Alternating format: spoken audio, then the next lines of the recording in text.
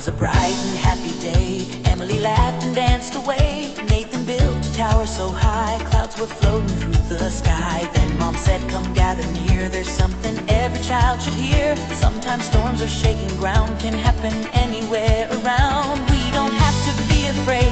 When we're ready, plans are made. Stay calm, think smart, and do your part. That's the way a hero starts.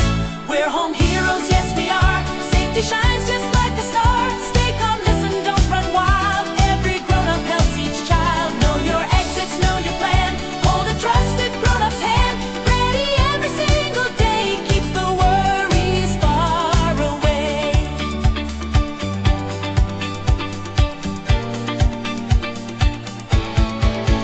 Mom showed where the flashlight stays.